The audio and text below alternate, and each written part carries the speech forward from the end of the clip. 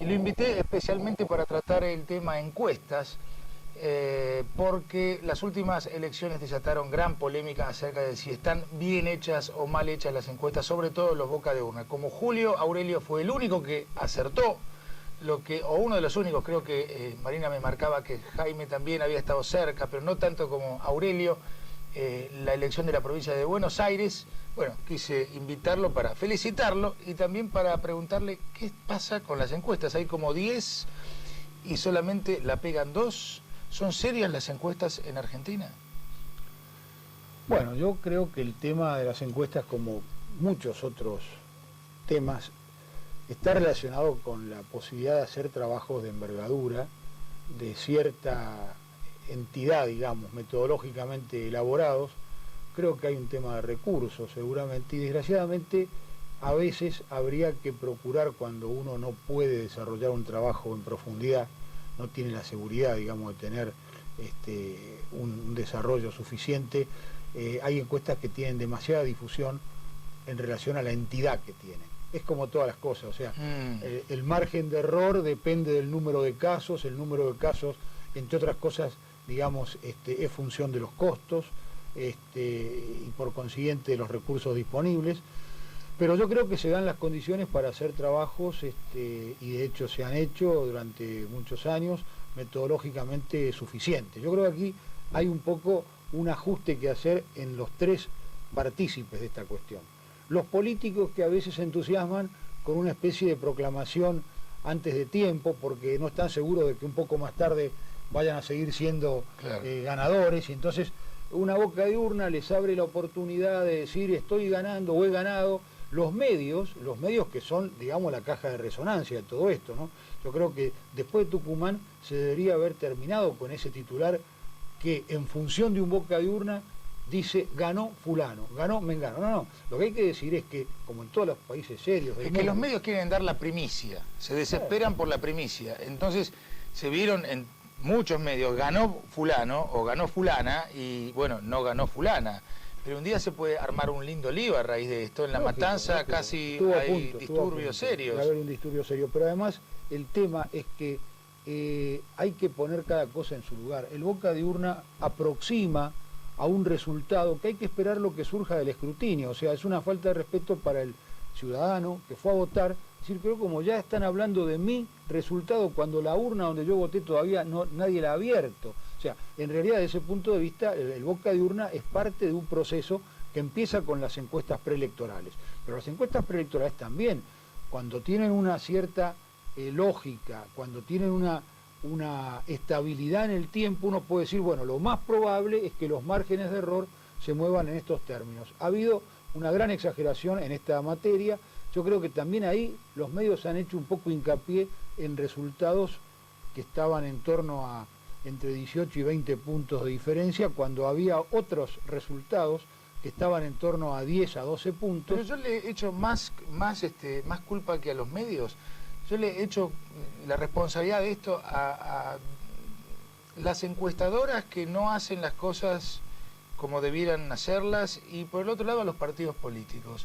Porque los partidos le dan una encuesta que lo favorece por medio punto y ya la van corriendo a presentarla sin saber qué calidad tienen en realidad. Eso es tremendo porque evidentemente la publicación de datos que eventualmente son favorables es ciertamente una preocupación, casi una obsesión de los políticos, cuando a lo mejor saben que puede no responder estrictamente a la realidad, y eso no es bueno.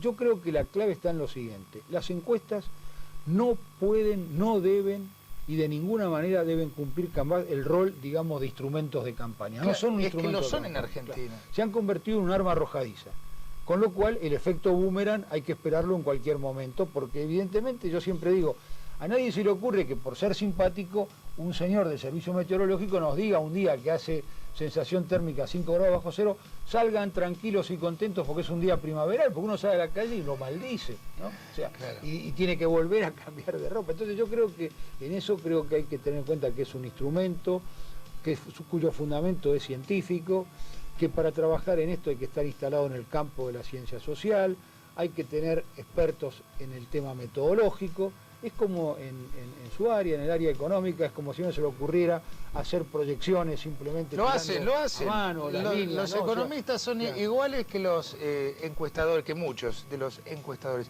Tiran proyecciones de crecimiento de PBI basándose en lo que les gustaría o lo que en los gobiernos lo hacen, con proyecciones presupuestarias de crecimiento de 3, 4% en la recaudación. Todos sabemos que cuando uno proyecta, proyectar a través de una recta de regresión, claro, si uno toma un ciclo determinado porque le conviene, porque fue un ciclo de alza, uno se puede encontrar con la conclusión de que la bolsa va a subir el 5000% en 3 meses. Claro. ¿no? Entonces es un problema técnico, un problema de claridad en qué es, y que la encuesta es un instrumento más para entender la realidad, pero que la realidad política y la realidad social en general, solo con encuestas no se entiende. Le queda una duda pendiente para el próximo bloque. Me gustaría que me responda si es necesario algún tipo de regulaciones en las encuestas y si hay países que las implementan. Después de la pausa continuamos con Julio Aurelio.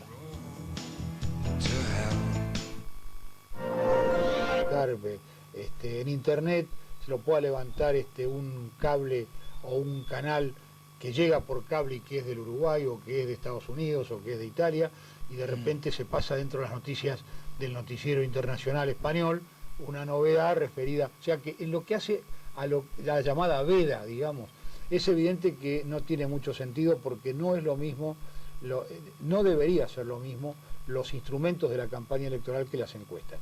Las regulaciones yo creo que tienen que ser regulaciones del propio ámbito profesional, ¿no?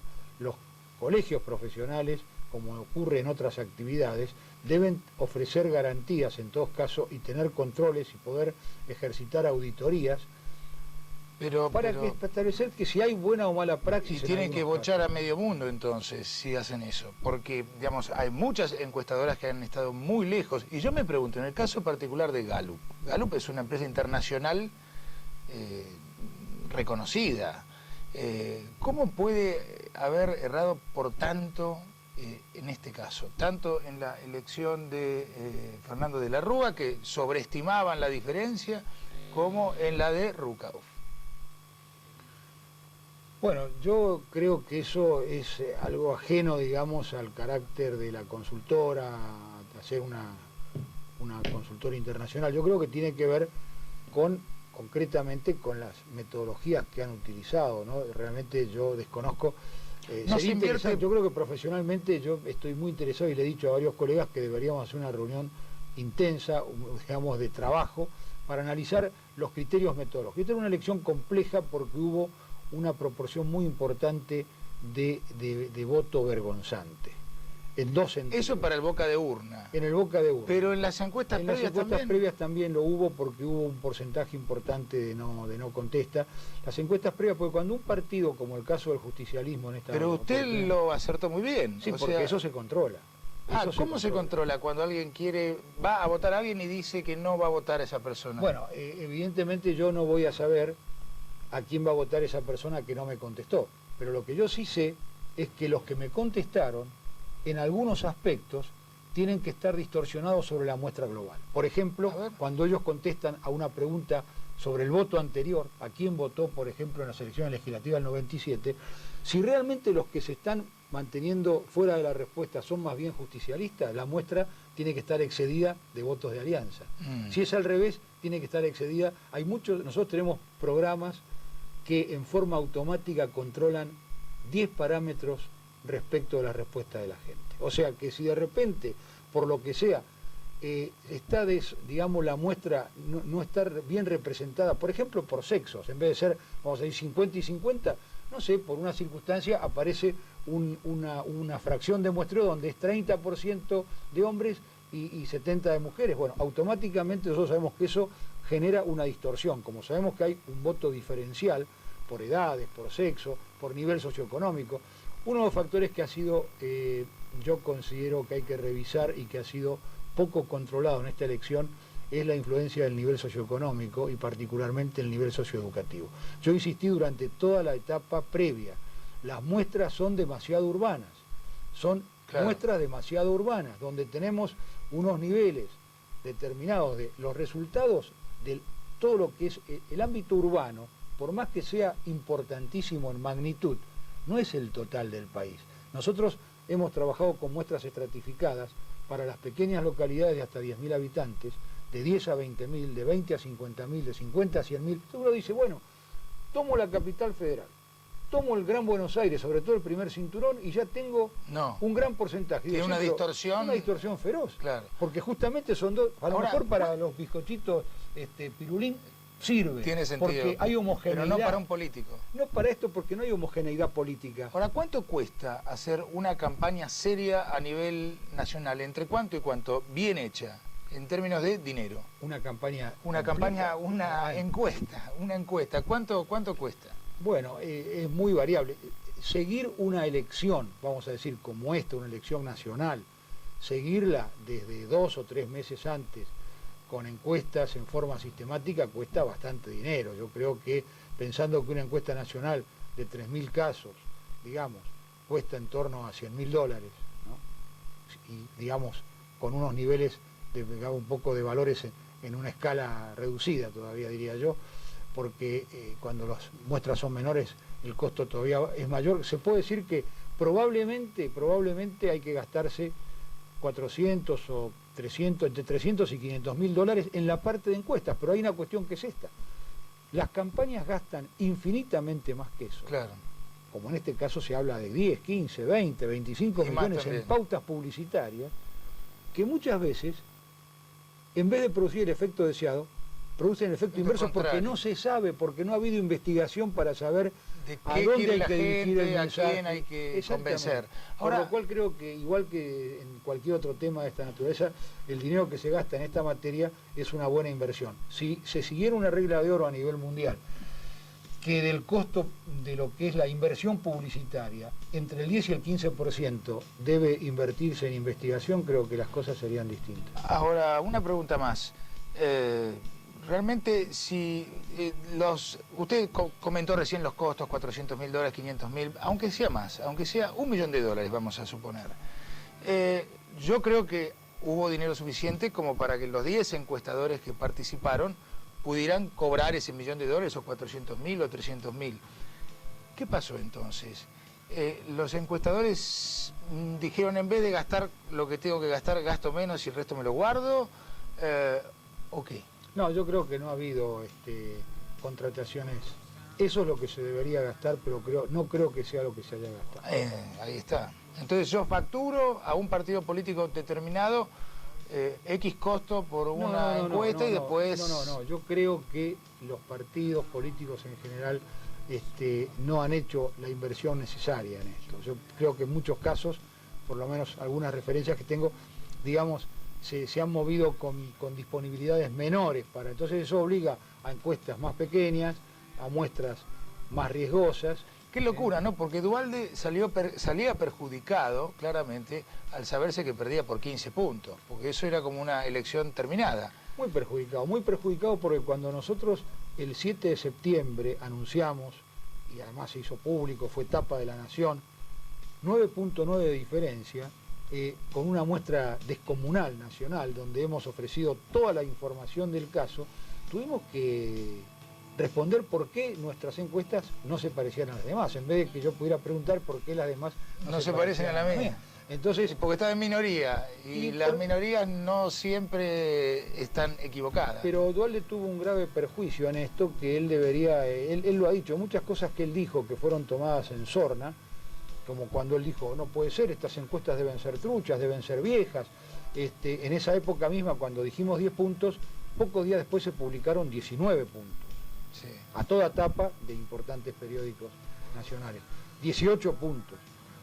Nunca bajaron de 17. Después se habló de que la tendencia era a arrimar a 20 puntos. Entonces, ¿qué pasa? Era una elección terminada. Yo sostuve que si había 9.9, el balotaje no era fácil, pero era una posibilidad.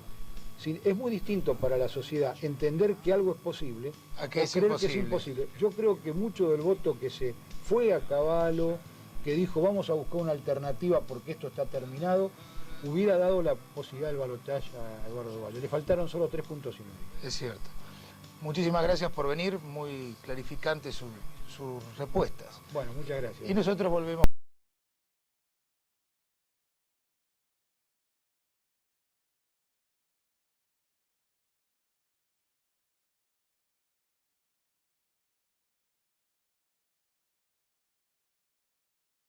encuestadoras que no gastan lo que tendrían que gastar y por eso después salen bocas de urnas mal hechos o encuestas mal hechas, ¿no? Pero, perdón, una pregunta, ¿no? ¿Qué pasa con el gabinete fantasma de la Rúa? ¿Cómo puede ser un año candidato, un año calendario en el candidato? reloj? Con números romanos. 24 de octubre, ¿soy? Sí. Escúchame, ahora se va de viaje, lo dijiste antes. Supongo que no va a dar el gabinete vía satélite. Tiene una gira por el exterior complicada, digamos. Primero, mañana ya a Brasil, Fernando Enrique Cardoso. Algunos dicen que allí podría llegar a confirmar, aunque sea con algún tipo de gesto amigable, a Rodolfo Terraño como canciller. Bueno, un dato es que Terraño forma parte de esta comitiva reducida que va a viajar hacia Brasil en un avión de línea, como gesto de austeridad. Y otros dicen que podría haber algún tipo de novedad antes del sábado. El sábado de la Rúa no va está a yendo viajar, a París. Pero no va a viajar en el Tango 01 porque el presidente todavía es Menem. No, pero podría viajar en algún avión privado, prestado por algún empresario. ¿Vos querés decir que van a cumplir con todas las promesas hechas? Te comento una. A ver. ¿Te acordás que Federico Storani acá mismo dijo, y después lo ratificaron, apenas ganaron las elecciones, Machinea, o no me acuerdo quién, que los ATN, o sea, los anticipos a las provincias, se iban a cortar como gesto de austeridad? Que iban a plantear un mecanismo de transparentización. Bueno, sí. En los diarios de hoy, si buscas, sale la noticia de que eso no se va a cortar. ¿Querés que te dé otra? A ver. Antes de que se armaran estos equipos de diagnóstico para visitar las distintas reparticiones del Estado, se dijo que aquellos que coordinaran equipos no iban a ser ministeriables para evitar suspicacias, para evitar que ya la figura pública se expusiera y para mantener el secreto guardado bajo 7 llaves. Bueno, los nombres que están desembarcando en las distintas reparticiones son los nombres más firmes para ocupar carteras. Terraño, Felgueras, Gallo... ¿Y a quién van a poner si no? De Santibáñez, claro, pero ya es otra de las cosas que se dijo que se iba a cuidar y no se cuidó. Santibáñez saltó, es un cambio raro, ¿no? Saltó de banquero a político en medio minuto. Es curioso, la última de las informaciones, porque vos viste que las figuritas van cambiando de cartera y de lugar, como vos y yo podemos cambiar de silla más o menos. La última información indica que es uno de los candidatos para la jefatura de gabinete de ministros.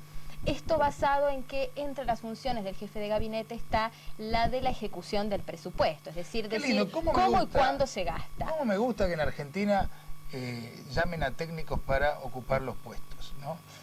Supongo que un jefe de gabinete tiene que saber algo de salud, algo de educación, algo de los problemas de las provincias, de economía bastante.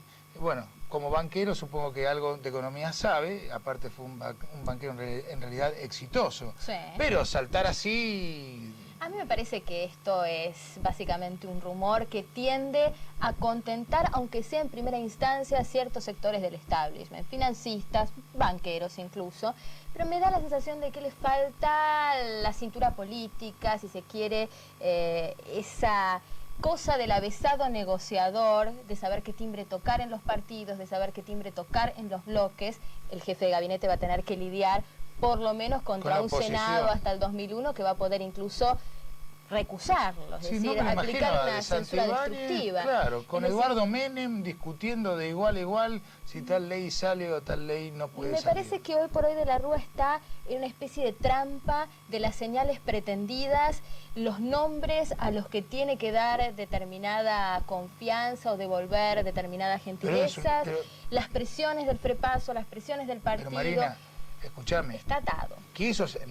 Pero es pobre de la Rúa. Lo obligaron a ser presidente de la nación, lo obligaron, le pusieron la pistola acá. Escúchame, hace un año es candidato. Ganó. Seguro. Ahora no sabe a quién poner. ¿Cómo puede tardar tanto tiempo? Tiene que ya mismo decir quién es y quién no. Nosotros hacíamos referencia a la figura de cruzarnos de brazos y esperar. Pero me parece que incluso ha habido dos señales muy negativas en las últimas horas y que vinieron a contradecir esa primera avanzada que se intentó establecer en el Panamericano, ¿viste? Es decir, ahí está el búnker aliancista, la maquinaria está en marcha para la próxima administración. Parece que toda esa idea quedó diluida, por un lado, en lo que terminaron siendo los desembarcos en las distintas reparticiones. Quizá el más clarificante en este sentido sea el de Cecilia Felgueras en el PAMI, donde se vio que era una maniobra absolutamente política, simbólica, de decir, señores, llegamos, Pero no es serio que Cecilia Felgueras a los 2 días, ayer, haya estado en jefatura de gabinete, no es serio que después de allí haya ido a Desarrollo Social a hablar con José Figueroa y hoy se encuentre con García Solá en el Ministerio de Educación. O es la superfuncionaria, o es una mujer que entiende de los problemas de la seguridad social, de los problemas del desarrollo social, de los problemas de la educación y de los problemas de jefatura de gabinete, que son muchos más genéricos. O evidentemente lo que se está haciendo es haciendo especies de avanzadas que tiendan a compensar el déficit de nombramientos y de definiciones que está habiendo en estos días. ¿Qué van a hacer con Graciela? Es una buena pregunta y me parece que esto tiene que ver con el segundo de los puntos débiles u oscuros, que te diría es peor que las indefiniciones, y es esta reforma a la ley de ministerios que no llega. Vos viste que se dijo los nombramientos vendrán después de la ley. El proyecto de ley todavía no aparece. Y yo sospecho que el proyecto está demorado porque se está rearmando en función de las necesidades de ubicar determinadas figuritas. Qué locura que un ministerio exista porque Perengano tenga que tener un cargo. ¿Y por qué esto tiene que ver con Graciela Fernández Meijide? Porque son manifiestas y publicadas y mediáticas las presiones del Frepaso y de Álvarez en particular. Ahora, para que Meijide vaya a Salud y Acción Social. Entonces están viendo la posibilidad de desdoblar el ministerio, dejarla a Graciela Fernández Meijide como ministro y armar 2 subcarteras, una en Salud con Héctor Lombardo, el actual secretario de la municipalidad, y otra con Cecilia Felgueras en Acción Social. Pero escúchame, ¿por qué tener que ocupar un cargo en forma permanente? Fue candidata, perdió, es diputada, ¿por qué no vuelve a su banca? Y si la llaman, si piensan, para este cargo sirve, va y listo. Y si no la llaman, no presionar. No entiendo esta presión de Álvarez para darle un premio consuelo a Graciela Fernández Meijide, que perdió 2 elecciones consecutivas. Perdió ahora y perdió la interna con De la Rúa antes. Y ahora es contrincante de Cecilia Felgueras, a que, digamos, será todo lo buena funcionaria que vos quieras, pero no la conoce nadie. La superfuncionaria. No la conoce nadie. Y ahora está en una interna con la Felgueras para ver si ella... Sí, aclaremos que es la actual secretaria de Promoción Social de la Municipalidad de la Ciudad de Buenos Aires, del gobierno de la ciudad, bien, digamos, pero claro, un perfil muy bajo, muy distinto a esta irrupción mediática. Vos sabés de política, yo no, pero secretaria de Promoción Social de la Ciudad de Buenos Aires no me dice nada y no sé cuál fue la promoción social en la Ciudad de Buenos Aires tampoco, así que, en fin. Hay una cuestión que es clara, esto conspira contra la hipótesis de la eficiencia que se requiere para la gestión de la cosa pública y de la probidad, idoneidad, etcétera, etcétera. Parecería que no se está eligiendo en base a estos criterios porque hay que lidiar con otro tipo de intereses. Y encima, pero si vos me dijeras que te equivocás porque hacer las cosas rápido y mal, fenómeno, pero si vos haces las cosas mal y lento, es mucho peor. O sea, el Partido Radical tiene fama de ser un partido lento. Ilia era un presidente muy honesto, pero siempre tuvo fama de ser lento. Si De la Rúa se empieza a hacer fama ya de lento, va a tener un serio problema porque los problemas son muy graves hoy. A mí me parece que hoy ya tiene que enfrentar algunos pequeños resultados inevitables. El primero, el desgaste de algunos nombres. Terraño, Machinea, Gallo, Felgueras, todavía no son nada y ya están desgastados. Por otro lado, la sobreexpectativa respecto de otros nombres. Es decir, se hablaba de Sapia, de Jorge Sapia para trabajo, ahora ya se habla de Flamarique. No es lo mismo Sapia que Flamarique. Uno radical, el otro es frepacista. Claro, uno mejor visto por ciertos sectores del establishment, por los empresarios, y otro al que lo miran y le fruncen un poquito la nariz porque todavía no ha demostrado idoneidad en determinadas funciones. No es lo mismo de Santibáñez, en términos de establishment, de mercados, que, por ejemplo, Baglini, que incluso ya creo que dijo que no aceptaría la jefatura de gabinete, o que Pascual. Es decir, si se crea expectativa sobre nombres que después no aparecen y las figuras de recambio son menos digeribles para determinados sectores, también es contraproducente. Hablando de eso, ¿y López Murphy qué pasó? ¿Que quería ser ministro del Interior? Bueno, quería ser presidente en realidad. Sí, el último lobby fue el de Dornbusch en relación a López Murphy, que decía que sería un excelente ministro del Interior, controlaría la justicia. No sé, pero como lobista es prestigioso. Por Dios. Hola. Ah, sí, ¿cómo estás? Ah, a mí me parecía demasiada generosidad. Saludos a Panchito. Te manda saludos, Walter. Ah, bueno, ahí parece que somos rápidos y decididos, ¿eh? Y bueno. Está bien, entonces viene desdoblada la estrategia. ¿Querés que mande la tanda? No. Bueno. Sí, creo que entendí. Ahora lo paso en limpio con Walter. Gracias, ¿eh? Chao, hasta luego. Es largo esta vuelta al Chimento. Viene un poco complicado, parece. ¿Por qué? Parece que no todo es tan tranquilo y tan pausado y tan metódico. Hay áreas donde sí hay definiciones. A ver, no me digas. Hay definiciones. ¿Hablamos al divino botón entonces? Depende cómo lo mires, porque las definiciones tienen más que ver con las próximas elecciones en el distrito próximas capital. elecciones, no. Los candidatos siempre... Bueno, parece que en las últimas horas ha habido algunas señales de la Rúa a favor de Ibarra. Vos viste que por un lado mandó a la legislatura porteña el proyecto de acefalía que virtualmente lo convierte a Ibarra en el vicejefe de gobierno, mandó encolumnarse detrás de él, puso a su disposición a Antonio de la Rúa, uno de los artífices de la campaña de la Rúa. Incluso dijo, bueno, quieren correr la elección de marzo a junio, podemos hablar de esto, correrla de marzo a junio. Parece que en realidad Antonio de la Rúa lo han puesto allí con un objetivo claro. Hacer un trabajo de campo, un relevamiento de datos que están viendo si lo encargan analogías, tal vez... No, si la pifiaron también en las últimas encuestas. Pero vienen trabajando con ellos, tal vez a Rubier, que ha trabajado muy bien en el distrito, un relevamiento de campo para ver cuál es hoy la intención de voto de Ibarra y su nivel de imagen positiva en comparación con el exministro Cavallo, para ver si este apoyo se mantiene o nos vamos corriendo. Vos me decís que la primera definición que hay es hacer una encuesta para ver la próxima elección en la capital federal, si lo ponemos a Ibarra, a Gómez, a Pérez o a quién ponemos. Por ahora decimos que lo dejamos a Ibarra. Cuando venga la encuesta... Pero ¿y el desempleo? ¿El qué? ¿El desempleo? ¿De quién? ¿De Ibarra? Y bueno, si es jefe de gobierno de la ciudad y ahora vicejefe a partir de la cefalía, cuando de la Rúa deje su cargo, probablemente el 9 de diciembre, ya hay uno menos. Claro, de la Rúa ya tiene empleo de presidente, quizá alguien asumiendo ahí, entiendo. Digamos, así reducimos la tasa de desempleo. La premisa es no perder la capital. A los encuestados habría que pagarles un sueldo.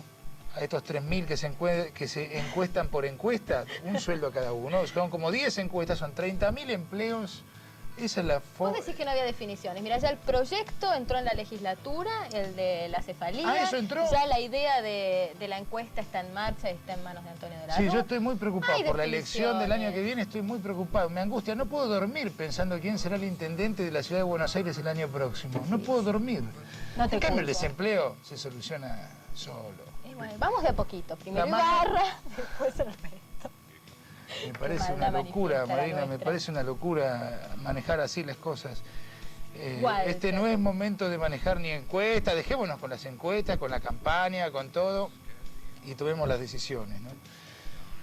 Marina, creo que vamos a tener un año más movido de lo que creo en el 2000, no porque pase algo en la economía, puede pasar, qué sé yo, pero sino porque me parece que vamos a ser más críticos de lo que pensaba de la Rúa. Empezamos duros, ¿eh? Y los humoristas van a poder trabajar más de lo que ellos creían.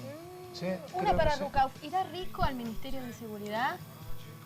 La pregunta no es esa, es si se irá Rico el que vaya al Ministerio de Seguridad. Yo te adelanto y seguramente esto va a traer cola y seguiremos hablando de este tema la semana que viene. Ya hubo una definición clara. Señores, yo no delego responsabilidades, me eligieron para ser intendente, no va a poner la cabeza en la guillotina, por lo menos no la va a poner por nada. Te jugaste. No sé si me explico. Te jugaste. Por lo menos no la va a poner por nada. Veremos si nos tendremos que pintar la cara en el programa. Nos vemos el martes que viene, gracias Marina, el martes que viene a las 22 horas en La Otra Mirada, muchísimas gracias.